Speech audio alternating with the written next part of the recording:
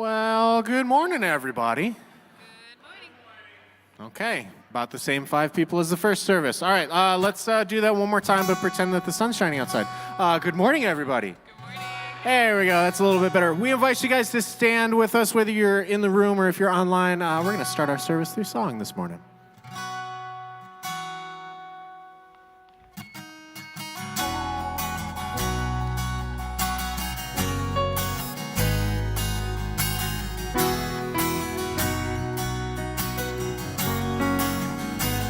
I count on one thing. The same God that never fails will not fail me now. You won't fail me now in the waiting. The same God who's never late is working all things out.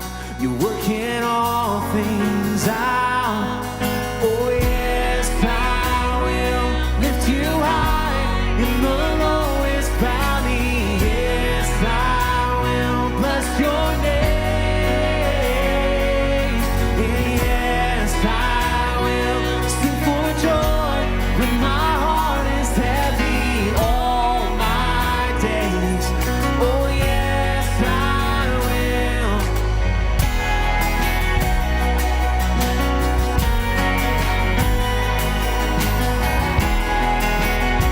All right, let's sing that again. I count on one thing. I count on one thing. The same God that never fails will not fail me now. You won't fail me now in the waiting. The same God who's never late is working all things out. You're working all things out. Oh yes, I will lift you high in the lowest valley. Yes, I will bless your name. Oh yes, I will sing for joy when my heart is heavy all my days. Oh yes, I will for all my days. Oh yes, I will, and I choose to praise, to glorify the name of all names. Nothing can stand against. Yes, I choose to praise, to glorify the name of all names. Nothing can stand against. Yes, I choose to praise, to glorify the name of all names. That nothing can stand against, and I choose to praise, to glorify the name of all names. That nothing can stand against. Oh yes, I will lift you high in the lowest valley. Yes, I will bless your name. Oh yes, I will sing for joy when my heart is heavy all my days. Oh yes, I will for all my days. Oh yes, I will for all my days. Yes, I will. You guys sound beautiful today. Why don't you guys go ahead and have a seat? Dawn's going to come up, and she's got a couple announcements for us. Good morning, church. How are you today? Yes, all right. And if you are joining us at home, welcome to you as well. We're glad that you are here. We are a beautiful family of God's people, correct? Yes, we are. It is a beautiful day. I got to tell you, I'm a little bit excited for what's coming. Not only a great service, but in 1 week, my favorite non-holiday day of the year is upon us. Any ideas what it is? Yes, yes, yes. Even in anticipation, I can feel it. We got a little more jump in our step. We're a little more perky. We got pep in our prayers. We're just happy. But we're happy to be here as well. So enjoy this energy that surrounds the service and enjoy the pending springtime that is just around the corner. So I have just a couple of announcements for you. If you are new, we would love for you to fill out a Connect card. That's a card that you'll find in the seat back in front of you or on the tables if that's where you're sitting. If you want to fill that out, that just gives us some information and ways that we can help inform you about what Northeast is all about as well. But another important aspect of that card is on the back is a place where you can record if you have a prayer request or concern. We have a team of people that take the ministry of prayer seriously. We will pray for you. We will uphold you before God. Just drop that in the the offering box on the back wall, and I can guarantee you that we will be praying. If you are home and you have a prayer concern or want to know more about us, you can go to northeastcc.com/connect, and you can learn more there. There's something else exciting happening next week. I will try to hold daylight savings time at a pace. It is very exciting that Rooted, our next session of Rooted, is getting ready to kick off next Sunday. They will be meeting on Sundays at 10:30 in the morning till noon. If you have been feeling that nudge, that little inkling of, I think I might like to be a part of that, but I want to know more, feel free to stop someone out in the lobby. You can seek out me. You can contact Pastor Michael through the church office. We would love to have you be a part of Rooted.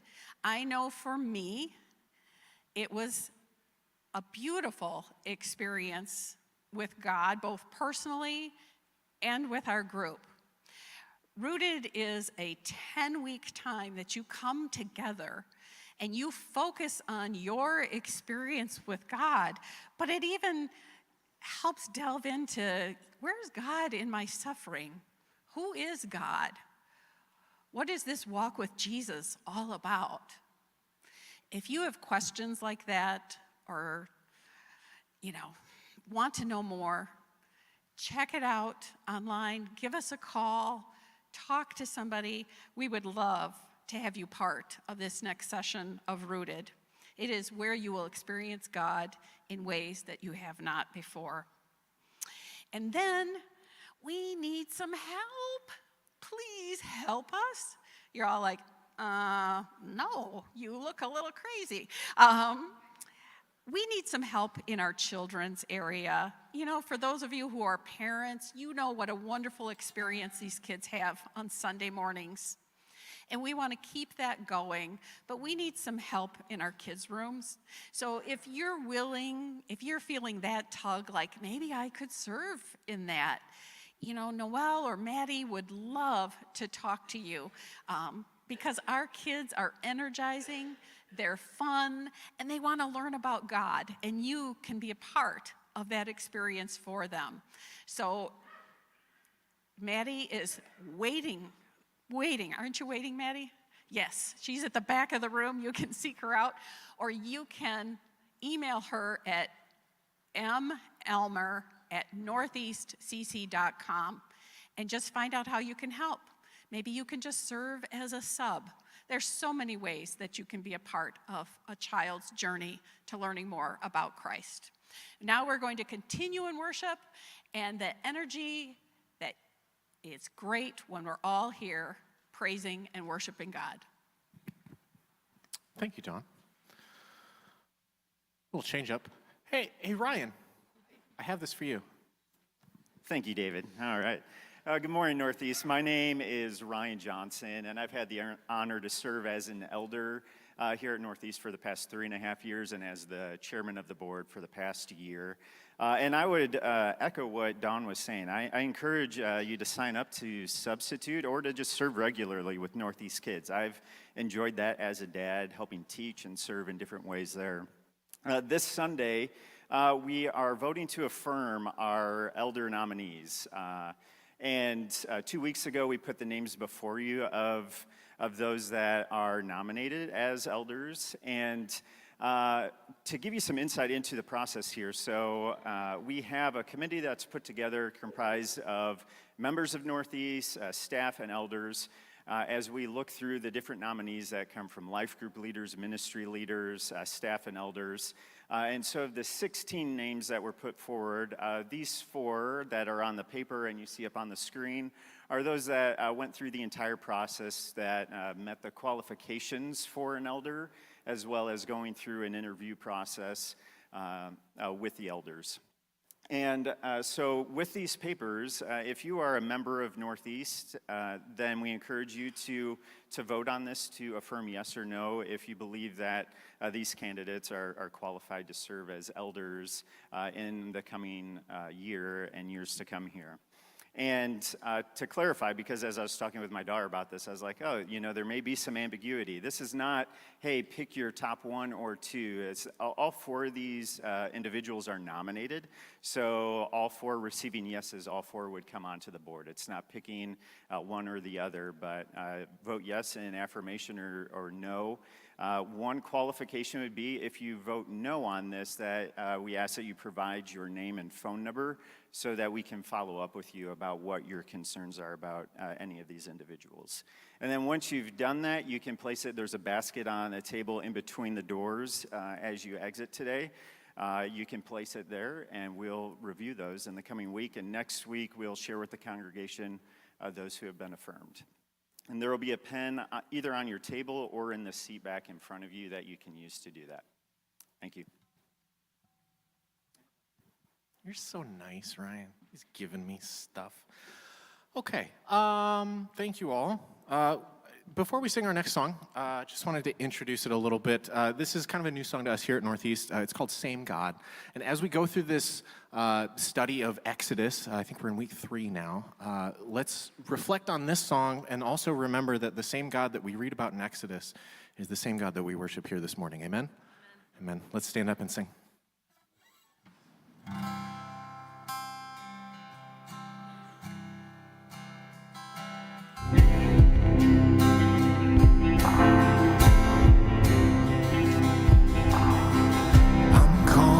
On the God of Jacob, whose love endures through generations. I know that you will keep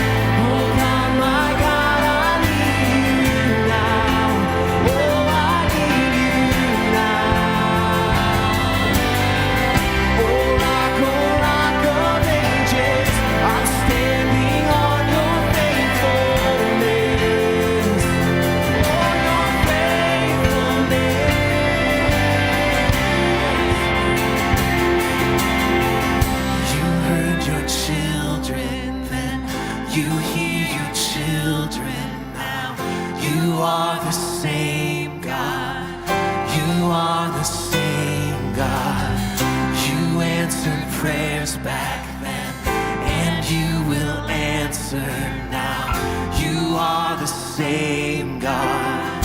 You are the same God. You were providing then. You are providing now. You are the same God. You are the same God. You moved in power then. God move in power now. You are the same God. You are the same God.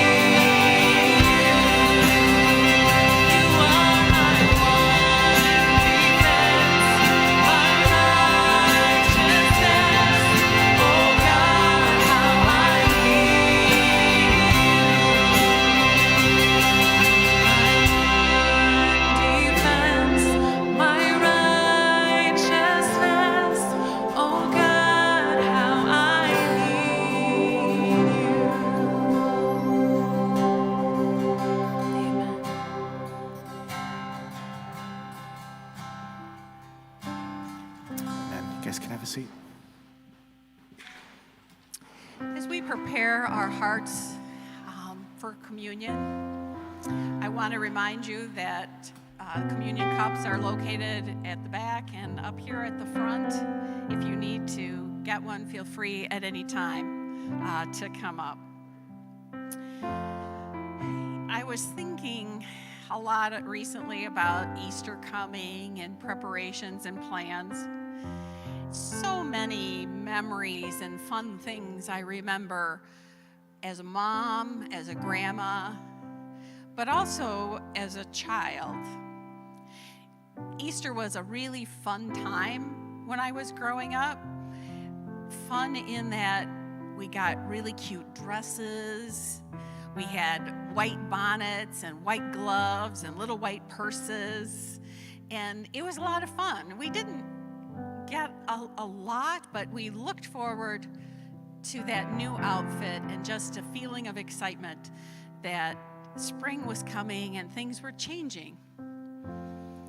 But I started to think about a particular memory. Have you ever gotten a gift that just doesn't make sense? You know, you kind of look at it and go, how does this fit?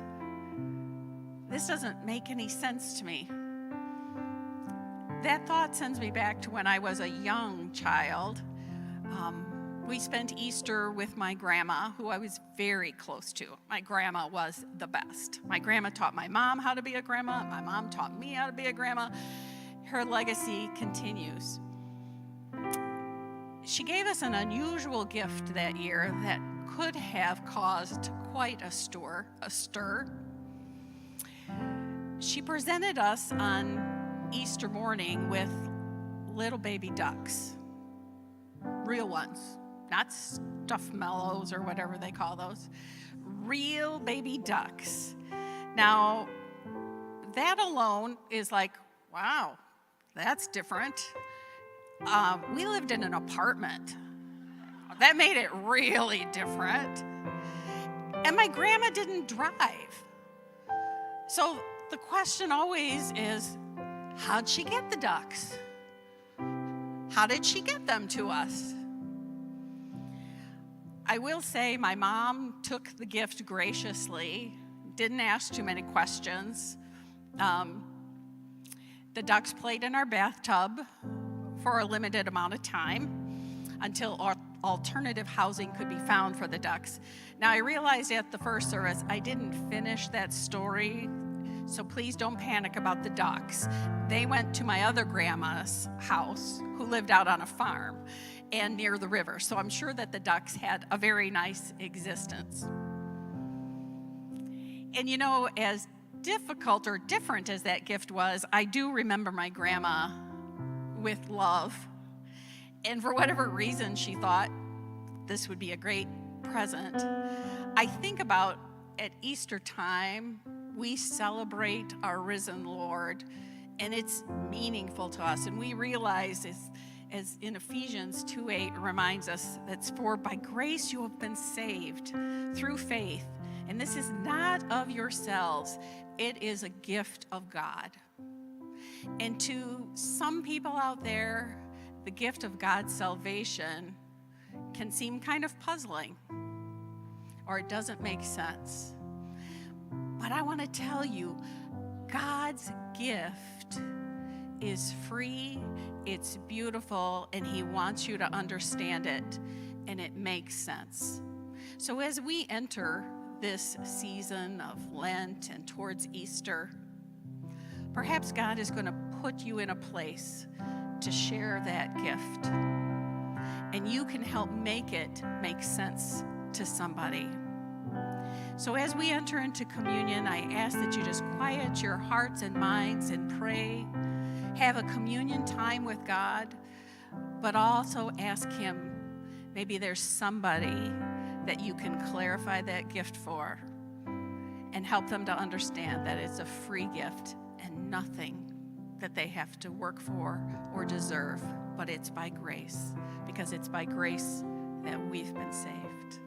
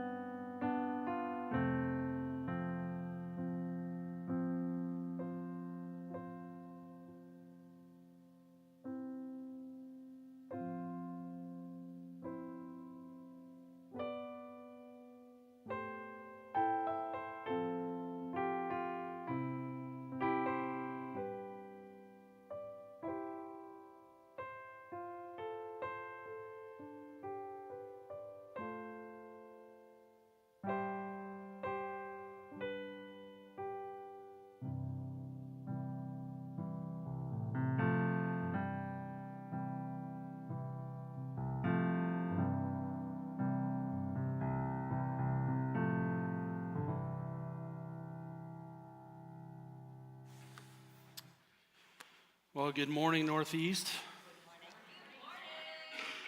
All right, some of you got that spring fever going. That's great. Welcome to those of you who are joining online now in a few hours later this week. I grew up at a very fundamental, legalistic church. And so I remember, well, let me give you some context to that statement. We were the kind of church where it wasn't like you would ask someone if they were smoking and suggest they shouldn't come. We were kind of the church, the rumors were like, they smoked a cigarette 20 years ago. Like, it was that kind of legalistic, fundamental church. And I remember in second grade, me and a friend of mine who also went to that church, we were the two who told our teacher, hey, we can't be in the Christmas play. And our teacher was really confused. And we're like, well, you maybe didn't know this, but that tradition is based on pagan holidays.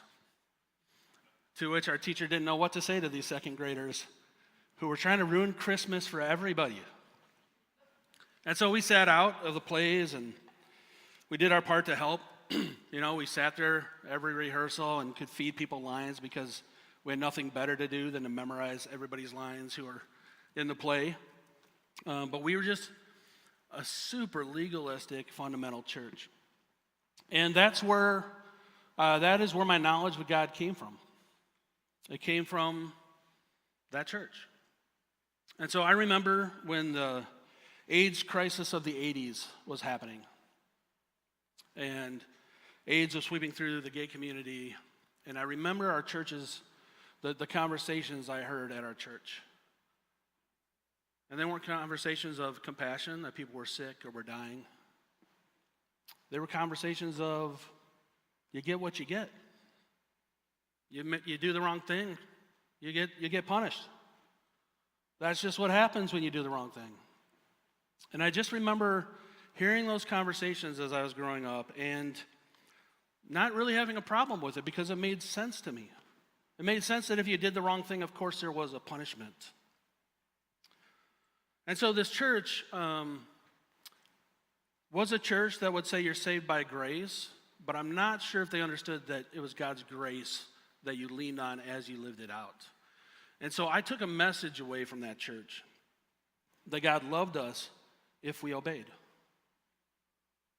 That God loved me if I obeyed. He loved other people if they obeyed. But if they didn't obey, there was no love. If you did the wrong thing, that love was gone. Instead of really understanding that the obedience that God longs for us to have comes out of his love.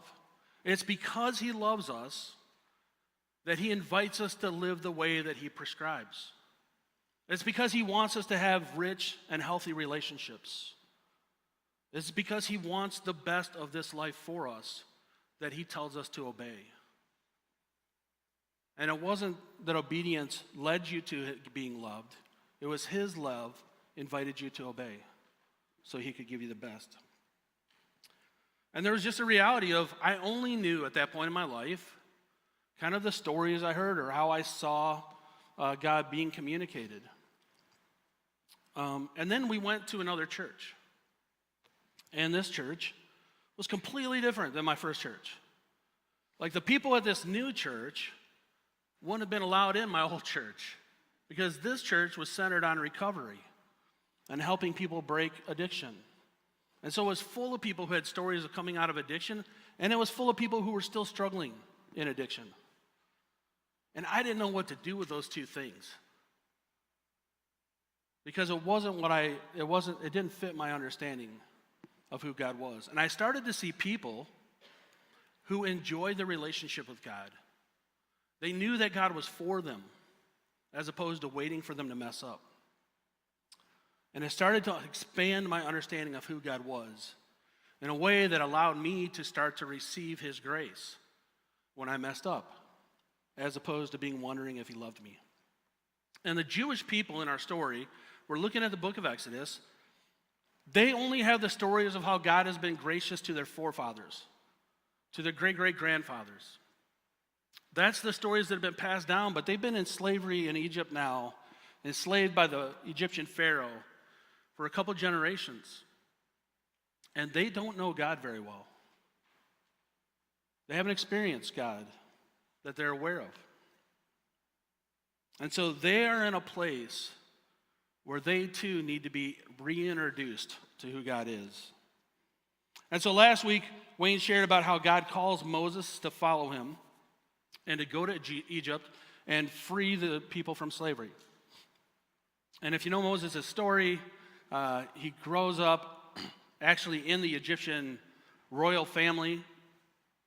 And then he sees an Egyptian slave master beating a Jewish slave, and he kills that guy. People find out, and he has to flee for his life because he committed murder. And he's out in the desert for 40 years. And now God is inviting him to come back. And Moses isn't very sure of this plan. There's not a lot of reasons people would listen to him or like him. He murdered an Egyptian, and he really has nothing in common with his group that grew up in slavery when he got to live in the royal palace. And so he says to God, well, who am I going to say sent me? And God gives him this name, I am. Tell them I am sent you. And so Moses, in chapter 4 is where we're at now. We'll go through chapter 11, is heading back, and he needs some validation of who he is, that he actually is being sent by God to do this. And so God gives him 3 signs, and Wayne touched on these last week, and I'm just going to briefly go over them again. 3 miraculous signs to show that God has power and was with Moses as he goes back. And the first one is that he throws down his walking stick and it turns into a snake. And when he picks it up, it turns back into a walking stick. The second one is he puts his hand in his cloak. When he pulls it out, it's covered with leprosy, which is this generic term for any kind of nasty skin affliction. And then when he puts it back in his cloak, it comes out again and it's restored. And then the third one is taking water from the Nile, and when he pours it out, it turns into blood. And so Moses approaches the people of Israel, gathers the elders of this community together to tell them that he is there on behalf of God to help them out. So we're going to start today in Exodus 4, 29 and 31. It'll be on the screen. It says, Moses and Aaron brought together all the elders of the Israelites. And Aaron told them everything the Lord had said to Moses. He also performed the signs for the people, and they believed. And I want you to catch this. when they heard that the Lord was concerned about them and had seen their misery, they bowed down and they worshiped. When they heard the Lord was concerned about them and had seen their misery, they bowed down and they worshiped. These are people who have not had hope for a long time. They're living in slavery under the rule of one of the most powerful nations in the world at that time. There's not hope that life is going to change. There's not an election coming up or some other kind of opportunity for them to experience freedom. They are going to die as slaves. Their kids were going to die as slaves. Their grandkids were going to die as slaves. There was no future for these people. But they hear Moses say that God has seen, has heard, is concerned about them and seen their misery. And they have hope. And it leads them to worship. And so that's off to a good start. Moses has approached the people of Israel. He showed them the signs. They're on board. Exodus 5:1-2 tells us that afterwards Moses and Aaron went to Pharaoh and said, "This is what the Lord, the God of Israel, says. Let my people go, so that they may hold a festival for me in the wilderness." And Pharaoh says, "Who is the Lord? Who is the Lord? That I should obey him and let Israel go. I do not know the Lord, and I will not let Israel go." See, Pharaoh doesn't know who God is. There are plenty of gods already in Egypt. They seem to be handling things quite nicely. And he has a problem with this invitation because those are his slaves. Those are his resources. Those are his people. And for him to let the Israelites leave is to acknowledge that they belong to someone else. It's to acknowledge that they aren't only his, that someone else, they belong to someone else. And so Pharaoh doubles down. And we're told that same day, Pharaoh gave the order to his slave drivers and overseers in charge of the people, "You are no longer to supply the people with straw for making bricks. Let them go and gather their own straw, but require them to make the same number of bricks as before. Don't reduce the quota. They are lazy, and that's why they're crying out, 'Let us go and sacrifice to our God.' Make them work harder for the people so that they will keep working and pay no attention to lies." Now, one of the lies is that he doesn't want them to pay attention to is that there's a God who's concerned for them. He doesn't want them distracted by that. He wants them focused on being his slaves. And Pharaoh doesn't know God, and he's not going to let this shepherd Moses take his workforce that's building these amazing buildings, building up pyramids and other buildings for the city to make Egypt great. He's not going to let them go because some shepherd told him that some God told him he should do that. All the people, the Egyptians and the Jewish people, are there to serve him. He sees himself as a God. And this is bothering to Moses because that's not how it's supposed to work. He did what he was told to do. He went and he told Pharaoh that he should let the people go. And instead, Pharaoh now is mad, and it's made life even worse for the Israelites.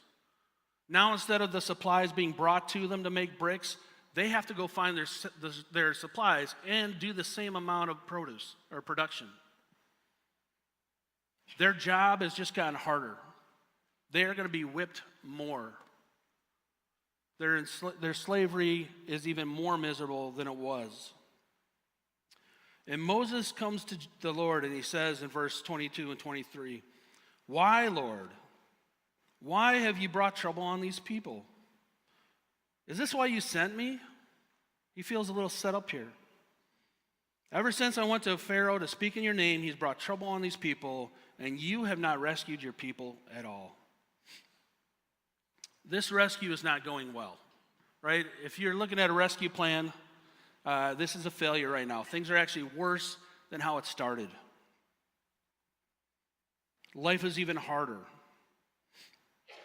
And there's this piece for Moses. If I trusted you, you were going to come through. Like there's a way this was supposed to work, and you're not doing it the way that I imagined it would work. And I have to think that's how we experience God sometimes. There are ways where he gives us a promise, and our assumption is it should happen. And it should happen now. And it should happen completely. And we feel a little set up when that's not how God does things. And I just want to name that that's hard.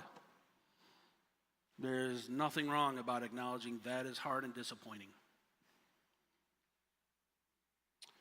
But God wants the Israelites to know that he's for them. And so he sends Moses back to them. And he tells them to say this in verse 6. Therefore say to the Israelites, I am the Lord, and I will bring you out from under the yoke of the Egyptians. I will free you from being slaves to them. I will redeem you with an outstretched arm and mighty acts of judgment.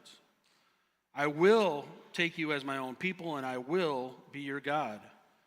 Then you will know that I am the Lord your God, who brought you out from under the yoke of the Egyptians, and I will bring you to the land I swore with uplifted hand to give to Abraham, Isaac, and to Jacob, and I will give it to you as a possession. I am the Lord. I often wonder when I read this story if in the first conversation Pharaoh says go, and they all just pack up and leave, if they've really learned much more about who God is. If they've really learned much more about his love for him and what he will do to free these people. The power he will put on display to show them that he wants them as their people. I don't think they would have gotten that if Pharaoh just says yes right away. I don't think they would have learned that much about who God is. But he's committed to them, and he sends Moses back to say, hey, I will do these things. I will redeem you. And not only that, I'm going to give you your own land. I'm going to make you into a nation. You're not just going to be a mob of people who are walking around with no identity. I'm going to make you into a nation. And that was significant in this time period because that's how people saw themselves, was part of community. And in verse 9 it says, Moses goes and reports this good news to the Israelites, but they did not listen to him because of their disappointment and the harsh labor. God just sent Moses to share his promises. These are my promises. You can count on them. This is what's going to happen. It's all going to be good. There's all these good things I'm going to give you. And the people did not listen to him because of their discouragement and harsh labor. Friends, it is really hard to hear God's promises when we're in the middle of suffering. It is really hard to hear God's promises when we're just in a massive sea of discouragement. And the Israelites at this moment don't actually have other people who know God who can reaffirm these promises outside of Moses. They don't have people who come alongside and say, hey, I was in your place, and here's what God did for me. They don't have that. They are just in this massive sea of discouragement right now. And I want to just stop and say, we do have that. Dawn, shared about the rooted groups that are starting. And me and my wife were part of one a little while ago, and I think we'll be part of this next round. But, one of the things that really blessed me was being in a room. I think there's about 10 other people. I knew about half of them, some of them decently well, and others I didn't know very well. And it was so encouraging. It brought so much life to me. One of my favorite things about the entire time was getting to hear how God had met people in hard circumstances. Getting to hear where people had been at the end of their rope, and there they found God, waiting. It was so encouraging to me because there are times in my life where I can't hear God's promises because my circumstances are getting in the way. I'm too distracted by my depression or anxiety or whatever it is. And I need people around me to speak God's promises to me, to remind me of how they've seen God's promises come true, and to encourage me to receive God's promises. And so I just want to put that plug out. For some of you, that's where you're at. You are in a place where the Jewish people were at the beginning of the story. Does God see me? And if he sees me, does he care? If he sees me and he cares, can he change my circumstances? And community helps us walk through those places so that we can put our faith in God's promises. And so the Jewish people don't know God. I don't blame them at all for their reaction. This is not a great rescue plan so far. You come in here to rescue us, and now work and life is harder. And Pharaoh and the Egyptians don't know God either, but he's about to reveal to all of them who he is.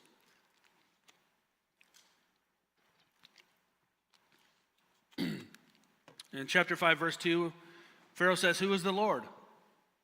And in chapter 7, verse 17, God says, "You will know that I am the Lord." And so this is Moses and Aaron going back to Pharaoh to say, by this you will know that I am the Lord. With the staff in my hand I will strike the water of the Nile, and it will be changed into blood. The fish in the Nile will die, and the river will stink, and the Egyptians will not be able to drink its blood. So God is using this opportunity to reveal that he is the God of all, and they don't know him. And he's going after the thing that they all look to for security, for provision, the Nile River. That's where they got their substance. It's where they got the water to drink. It's where they got the water for their crops, for their livestock. And God tells them, I'm going to show you my power. I'm going to reveal it to you so that you will know I am real and that I exist and I have the power to do the things I say I can do. And so one of the things I want us to take away from today is there are times in our life where God reveals to us more of who he is. And when God reveals himself to us, we can either move towards him with an open heart of humility or harden our hearts and move away. And we see Pharaoh continually doing the latter. Who is this Lord? I don't know this Lord. And he hardens his heart and he moves away.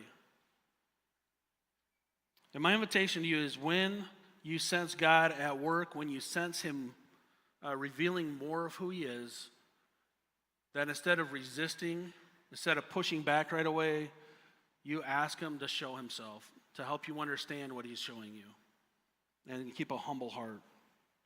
And what God now is going to do through these plagues and signs is he's going to show himself that he's actually not just another God in Egypt, that he is the only God in Egypt. And so what's really interesting, if you read the story, the first three signs, Pharaoh has his magicians and his sorcerers, and they can duplicate these signs. So in chapter 7, Aaron throws down a staff, it becomes a snake. The magicians throw out their staves, they become snakes. It's a little freaky, right? Everybody's throwing down these things, they're becoming snakes. But then Aaron's snakes goes and eats the other ones. And it's just a very kind of subtle sign, like, yep, you have some power, but not the power. In the second sign, water being turned into blood, the magicians actually can duplicate that too. In the third plague of the frogs, the magicians can also make frogs appear. And so we could probably have a long discussion about the reality of supernatural forces that are against God that have power. And they have power to manifest things. And that's what's happening here. These magicians and these sorcerers, some translations say dark sorcery or dark magic, but they have drawn on something that is letting them do some of the same things. But here's what I want you to notice, is all they can do is imitate the power. They can only imitate the real thing. They can turn the water into blood, but they can't turn it back into water, which isn't really a great trick, right? It's like, okay, can you turn it back into water so we can live? No, that's a problem, right? They can also make frogs appear, but they can't get rid of the frogs. And one of the things I just find fascinating is that their power is deceiving because they only have the power to actually add to the problem. They don't have the power to restore. It's an imitation power. It's the thing that we all recognize when we stop and think about the things that invite us to come and worship them in our culture. Those things only have the power to imitate power. They're not actually real. They can't actually provide restoration or life. They can only add to the problem. And now God starts to show everybody that he's the only God, and he starts to do this by going after the gods of Egypt. And so all of these plagues, there are gods that the Egyptians worshipped, that these plagues are kind of a direct assault on. And I'm not going to go through all those because it would take a long time. And if you're interested, we got Google now. And so you can just take an hour this afternoon to read more about that. But he turned the Nile into blood, and it stays that way for 7 days. There's a direct shot at the god Happy, who is the god of the Nile. And it's just to let you know that your gods actually don't have power. This is the God. Yahweh is the only one who has power. And just to make this point even more clear, after the magicians make frogs also, Moses says to him, hey, when you're ready and you're ready to let the people go, I'll pray and we'll get rid of the frogs. And the Pharaoh says, okay, and Moses says, okay, so just so that you know that God is the one who has the power to get rid of the frogs, you name the time when you want them to be gone. And so Pharaoh says tomorrow. I'm guessing that Pharaoh spent the rest of that day as frogs hopped literally all over the palace, croaking all night long, wishing he had said, how about right now? Right? Like, you imagine the people who were in the room who were like, tomorrow? You could have said now, right? Like, what is wrong with you? And so Moses says, okay, tomorrow it is. And the next day Moses prays, and all the frogs die. Which isn't really gone, is it? They're gone, they're all dead. And what we're told is there's so many frogs everywhere that they had to sweep them into huge piles of stinky, rotting frogs. And that smell would have just been permeating all over Egypt. And for fun, do you know who the god of fertility was? There was a god with a frog head. So here are this god with a frog head who's the one who's supposed to be the giver of life. And instead, God does this thing where there are piles of dead frogs rotting all over Egypt just to make sure they know that their God, the giver of life, has no power. And so God continues this to show the scope of his power. And I just want to say, sometimes we read this and we think this story is just for the Jewish people. It wasn't just for the Jewish people. God wanted the Egyptians and the nations around to know who he was. They were welcome to acknowledge who God was. He wanted them to know him and to be saved. And so in chapter 18, dust is turned into gnats, and this is the first time the magicians can't duplicate the plague. And they come to Pharaoh and they say, hey, this is the finger of God. This is out of our league. We're out. They kind of tap out. Then there's the plague of the flies, which only affect the Egyptians. That's pretty obvious, you know. You walk across the street, no flies. Across the street in the Egyptian neighborhood, flies. No flies, flies, right? Everybody's making Jewish friends all of a sudden so they can hang out over there. Then there's the death of only Egyptian livestock. And Pharaoh goes and has it investigated. Not one of the livestock of the children of Israel had died. Then there's a plague of boils. And now the magicians can't only not duplicate it, they can't even be in the room because they're in so much pain with the boils that are broken out all over their body. Then there's a plague of hail. And the plague of hail is different than some of the other plagues because there's a warning that this plague is going to happen tomorrow. And you can bring in your livestock. And you can bring in your people from the field so they can be saved. And it says that Egyptians who fear the Lord bring in their workers and their livestock. And we see people in Egypt starting to respond to God's power, starting to recognize this power and save their people and their livestock. And then we have the plague of the locusts, and this is where the officials of Pharaoh start begging him to let the Israelites go. Everybody has conceded and recognized God's authority and power at this point except Pharaoh. And then we have the last one, it's not the last one, last one we're going to talk about today, the plague of darkness, where Pharaoh tells Moses if he sees him again, he's going to have him killed. Now, all of these gods that the Egyptians worshipped were gods who made life work. You know, you had no control over whether you had kids or not, or how many kids and how many of them lived. And so it made sense in an effort to exert control to come up with a god of fertility, that if you worshiped this god of fertility, then you would get something in return. You could have some control over this part of your life. The god of the Nile. If you worship the god of the Nile, then you could have some control over the harvest. Right? And so they just started making gods to the things that made life work. And that's common in the ancient world. And here in the West, we think we're a little too sophisticated to believe in that kind of stuff.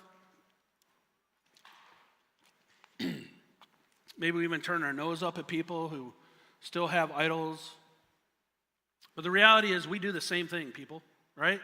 We have things that make life work for us, that we give our allegiance to, that become they start to become the thing that we're like, okay, I have to have this for life to work. Maybe it's affirmation through social media, that I have to have this many likes, or people follow me, or shares for me to know that I have value. That's something you're seeking for, that God is supposed to give you, and you're seeking for it from someone else. That life isn't working if you're not getting that. That's one of the ways we can kind of discern what are the things we bring ourselves to. Maybe it's finances, right? We live in America. If I promised you and your children great salaries and income for the rest of your life, you'd all vote for me, even though I'm not qualified, right? Like, any candidate who can convince people they're going to make the economy better is going to get voted for, because money matters to us, right? And the question is, what works for us? If we're in a place where we can't be generous with what God has given us until we have enough, it might not be a God with a frog head on it, but it might be a God with a dollar bill as a head on it. If I can't be generous until I have enough, that might be something that I am looking to make life work. Maybe it's a relationship that I have to be in one for myself to be whole. There's a lot of different things. Maybe it's something that we do to numb ourselves or distract ourselves, or maybe it's comfort. There are a lot of things that we give our allegiance to in our country. A lot of things I find myself giving my allegiance to make life work. And when those things aren't God, the reality is they are becoming my gods and starting to control me. And here's the thing about those. They're always cheap satisfactions. There's no one in the world with enough likes to actually give them self-worth. Their self-worth comes from being made in the image of God. You can't have enough money in the world to make life work if you're empty. We know that. There's enough celebrities, enough wealthy people for us to see all of that. These things can satisfy for a moment, but they're always cheap imitations that will only add to the mess. And so what are the things that you think make life work that actually are adding to the mess?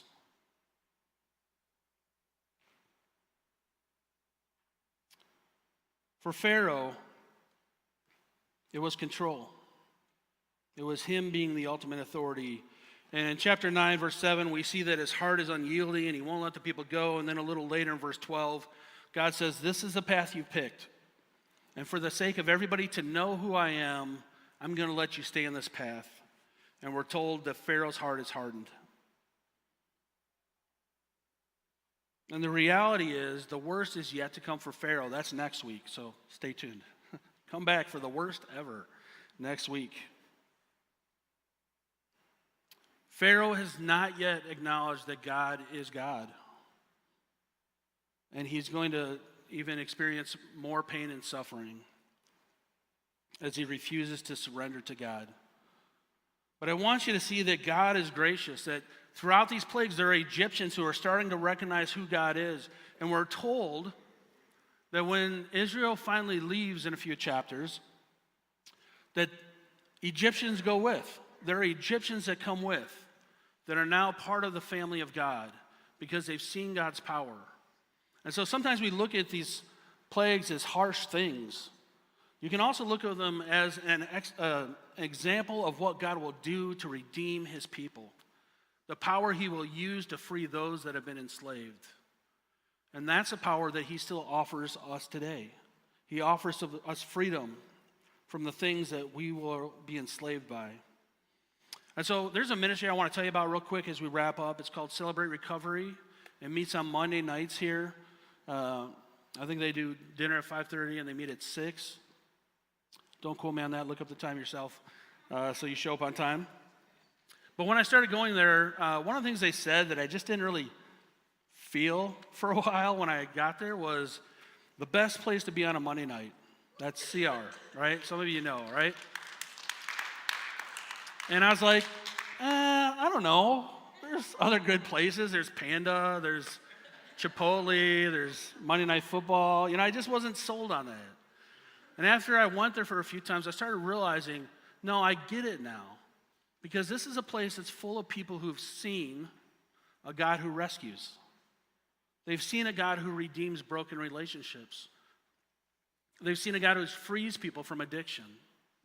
And they know that in this place, people are going to remind them of the promises of God that they can't maybe believe themselves. And they need to hear from someone else. And so I finally got it after a while, that it actually is the best place to be on a Monday night, to be around people who know what it is to be loved by God and who can encourage you because they've seen God's power at work. And so I want to give you two things to walk away with today. One is a fun one. It's a celebration. And so the reality is, if you're like me, it is really easy to see all the ways that I still want to grow, or the things I want to change in my life, or the things I'm frustrated I'm still wrestling with 10 years later. That was nice. Probably 20, 30. All right? And it's easy for me to get focused on that. But the reality is, God has been bringing me freedom. He has been doing a work in me, and sometimes it's good for me to stop and to see what he has done and to re-celebrate that truth. And so I want to encourage some of you. Some of you have seen God move in your life in ways where he has revealed himself and it brought life and restoration to you, or maybe to your family. Celebrate that today. Go out to lunch, get some ice cream, play some basketball, do whatever feels celebratory to you. But celebrate that you know a God who works and who restores. And then for others of you, it might be asking, are you in need of taking the first step towards freedom and calling out to God to rescue you? Maybe you're wrestling with, does he care? Does he see? I'm going to encourage you to take a chance and call out to God and ask him to rescue you and see what happens. Let me pray. God, we're so grateful for your faithfulness. We're grateful, Jesus, that you invite us to come and be in relationship with you. You invite us to come and know you and your power, to know you as a God who restores, who redeems, who will be our God, who will go before us. And so, Jesus, wherever we're at today, will you help us take a step towards you with humble hearts and ask you to continue to reveal more of who you are. We pray all these things in your name. Amen. Amen. I invite you guys to stand up. We're going to sing our closing song this morning.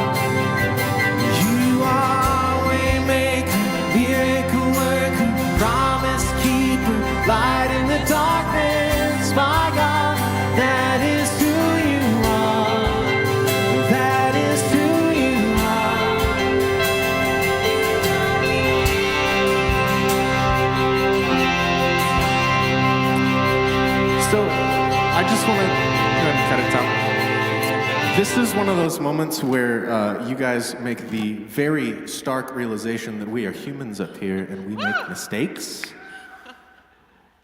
Cool, yeah, the cheering is good. That's great. That's self-confidence. Great. Yeah, Waymaker, Tom, the last one. There we go. We started the wrong song, so That's why. everything was wonky. Okay, let's try that again. You guys are great.